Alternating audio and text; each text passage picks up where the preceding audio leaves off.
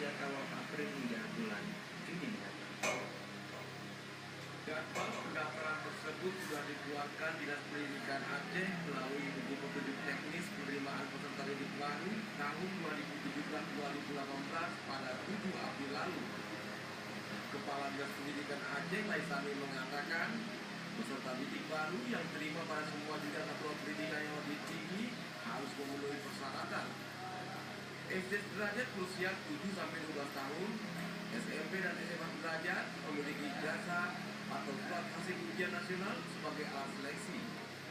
Untuk satuan pendidikan yang melebihi daya tampung, misalnya sekolah berasrama atau unggul, akan seleksi tersendiri sesuai aturan yang berlaku.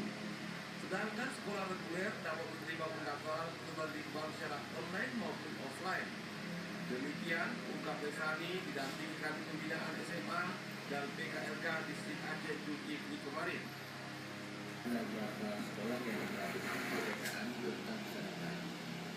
Misalnya kalau kita contoh lokasi seperti itu kemarin kalau seperti bangsa beberapa sekolah lain ini menggunakan tata cara sendiri untuk melakukan persyaratan dalam satu sesi supaya diplomnya lebih sertif untuk masuk kepada jenjang yang dimaksudkan. Dan misalnya seperti olah bangsa misalnya, kita persyaratan bukan itu di samping nilai rata-rata Polri setiap semester itu 7,5. Kemudian mereka juga tes akademik, kemudian juga ada tes psikologi, kemudian juga ada tes mengaji, kemudian tes bahasa Inggris, termasuk tes kesehatan. Kemudian juga SMK penerbangan kita juga melihat modelnya seperti itu. Dan tentunya berbagai sekolah berasrama yang ada di kabupaten kota juga melakukan berbagai persyaratan atau kriteria dalam diploma ini supaya anak-anak ini yang masuk ke situ betul-betul terseleksi dan baik dan mendapatkan info-info yang baik.